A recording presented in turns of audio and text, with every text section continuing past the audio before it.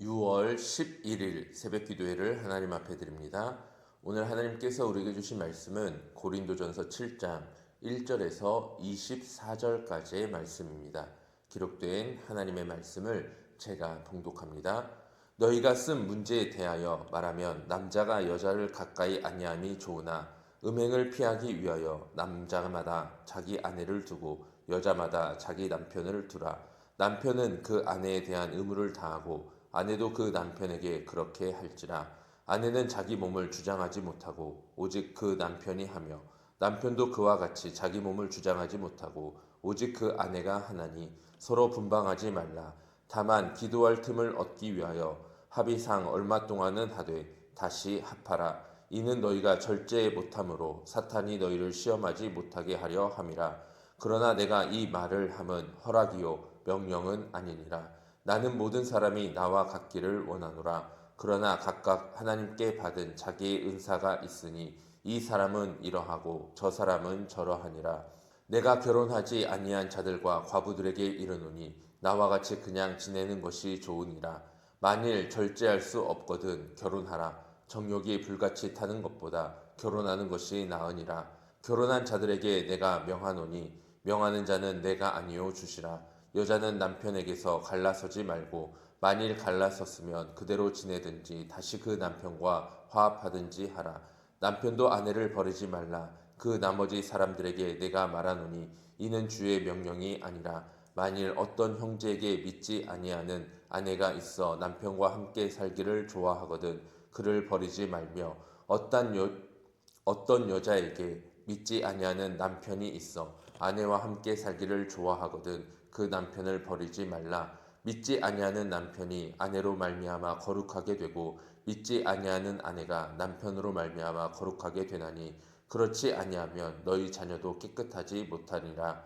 그러나 이제 거룩하니라. 혹 믿지 아니하는 자가 갈리거든 갈리게 하라. 형제나 자매나 이런 일에 구애될 것이 없느니라. 그러나 하나님은 화평 중에서 너희를 부르셨느니라. 아내된 자여 네가 남편을 구원할는지 어찌할 수 있으며 남편된 자여 내가 내 아내를 구원할는지 어찌할 수 있으리요. 오직 주께서 각 사람에게 나눠주신 대로 하나님이 각 사람을 부르신 그대로 행하라. 내가 모든 교회에서 이와 같이 명하노라. 할례자로서 부르심을 받은 자가 있느냐 무할례자가 되지 말며 무할례자로 부르심을 받는 자가 있느냐 할례를 받지 말라. 할례 받는 것도 아무것도 아니요 할례 받지 아니하는 것도 아무것도 아니로되 오직 하나님의 계명을 지킬 따름이니라. 각 사람은 부르심을 받은 그 부르심 그대로 지내라. 내가 종으로 있을 때에 부르심을 받았느냐 염려하지 말라. 그러나 내가 자유롭게 될 수 있거든 그것을 이용하라. 주 안에서 부르심을 받은 자는 종이라도 주께 속한 자유인이요 또 그와 같이 자유인으로 있을 때에 부르심을 받은 자는 그리스도의 종이니라. 너희는 값으로 사신 것이니 사람들의 종이 되지 말라. 형제들아 너희는 각각 부르심을 받은 그대로 하나님과 함께 거하라. 아멘. 오늘은 부르심을 받은 자리라는 제목으로 함께 말씀을 나누어 봅니다. 어제 우리는 고린도전서 6장 끝에서 우리가 값으로 사신 것이 되었으니 몸으로 하나님께 영광을 돌리라 라는 말씀을 함께 묵상하였습니다. 우리의 몸이 누구의 것인지를 들은 것입니다. 오늘 본문은 같은 말씀을 우리의 삶의 자리로 가져옵니다. 23절에서 바울은 다시 한번 말하고 있습니다. 너희는 값으로 산 것이니. 그렇다면 우리가 지금 서 있는 이 자리는 누구의 것이며 무엇을 위한 자리일까요? 고린도 교회 안에는 한 가지 생각이 자리 잡혀 있었습니다. 더 영적인 사람이 되려면 지금의 자리를 벗어나야 한다라는 것입니다. 어떤 이들은 부부관계마저 끊어야 거룩해진다고 여겼고 어떤 이들은 신분을 바꾸어야 한다라고 생각했습니다. 결혼이든 할례든 종의 신분이든 전혀 다른 자리에서 똑같은 착각이 반복되고 있었습니다. 자리를 옮겨야 비로소 하나님께 쓰임받는다라는 생각입니다. 그러나 바울은 분명히 답합니다. 각 사람은 부르심을 받은 그 부르심 그대로 지내라. 자리가 사람을 거룩하게 하는 것이 아니라 부르신 분이 그 자리를 거룩하게 하신다라는 의미입니다.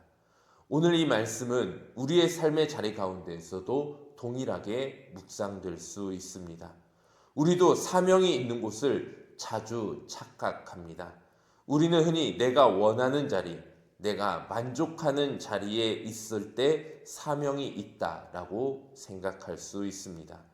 조금 더 인정받는 자리, 조금 더 그럴듯한 자리에 가야 비로소 하나님께 쓰임받을 것 같은 마음이 듭니다. 그래서 지금 발 딛고 선 자리를 둘러보며 이렇게 마음속으로 속삭입니다. 여기는 내 자리가 아니다. 사명은 다른 곳에 있을 것이다. 그러면서 늘 다른 자리를 향하여 우리의 마음이 떠나 있습니다. 혹은 반대로 내가 만족하는 자리를 고집하면서 그곳만이 내 자리라고 움켜쥐고 있을 때도 있습니다. 익숙하고 편안한 자리를 내려놓지 않으면서 그 자리를 하나님이 정하신 자리로 여기며 고집부리고 있는 것입니다. 그러나 두 마음은 결국 하나로 이어지게 됩니다. 사명의 자리를 내 만족이 정하고 있다라는 것입니다. 그 믿음이 정작 오늘 하나님께서 세워두신 자리를 무의미한 대기실로 바꾸어 버립니다. 부르신 분은 잊은 채 내가 원하는 자리만 바라보며 나아가는 것입니다. 여기서 본문은 우리를 전혀 다른 자리로 인도하여 줍니다. 본문에서 부르심의 주어는 한 번도 우리가 아니었습니다. 언제나 하나님이 부르심의 주어입니다. 하나님이 각 사람을 부르신 그대로 행하라. 하나님은 화평 중에서 너희를 부르셨느니라. 내가 사명을 찾아 자리를 옮겨 다니는 것이 아니라 하나님께서 나를 부르신 그 사건이 지금 내가 선 자리를 사명의 자리로 만들어 주신 것입니다. 그래서 바울은 놀라운 말을 이렇게 선포하고 있습니다. 종이라도 주께 속한 자유인이요 자유인이라도 그리스도의 종이니라. 신분이 우리를 결정하는 것이 아닙니다. 우리를 부르시고 값으로 사신 분이 우리를 결정하여 주십니다. 그리고 본문은 이렇게 한마디로 매듭 짓고 있습니다. 각각 부르심을 받은 그대로 하나님과 함께 거하라. 자리를 억지로 지키라는 말이 아니라 바로 우리가 속한 그 자리에서 하나님과 함께 살라라는 명령입니다. 사랑하는 성도님들, 사명은 우리가 언젠가 도달해야 할 다른 자리에 있는 것이 아닙니다. 우리를 부르신 그분께서 오늘 우리를 세워두신 바로 이 자리에 있습니다. 작아 보이고 평범해 보이는 자리일지라도 내 마음에 차지 않는 자리일지라도 그 자리가 오늘 우리를 부르신 하나님의 뜻이 있는 사명의 자리입니다. 그러나 하나님께서 나를 그리스도께로 부르시는 그 순간 우리의 사명의 자리는 또 옮겨질 수 있습니다. 내가 고집부린다고 내가 원한다고 그 자리의 주인이 내가 아님을 우리는 늘 기억해야 합니다. 하나님께서 우리를 부르신 그 부르심의 현장이 바로 가장 거룩한 하나님의 처소입니다. 그러니 자리를 옮겨야 할 사명이 시작되면 우리는 언제든지 옮길 수 있습니다. 또 하나님이 멈추라고 명령하시며 언제나 우리는 멈춰서 그곳에서 하나님의 사명을 감당해 나아가야 하는 것입니다. 부르심과 함께 할 때, 우리를 부르신 하나님과 함께 할 때에 오늘의 자리가 비로소 사명의 자리로 아름답게 피어나게 됩니다. 오늘도 저와 여러분이 서 있는 그 자리에서 우리를 부르신 하나님과 함께 거하는 복된 삶이 되기를 축복합니다. 우리를 값으로 사신 주님께서 친히 그 자리를 거룩하게 지켜주실 것입니다. 기도하겠습니다.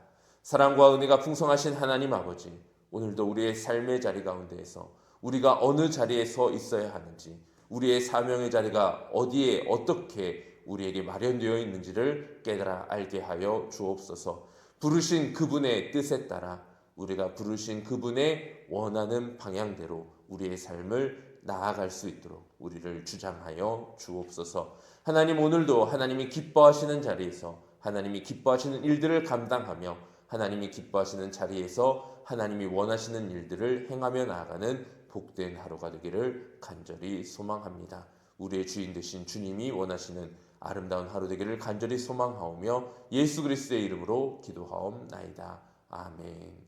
함께 기도의 자리로 나가겠습니다.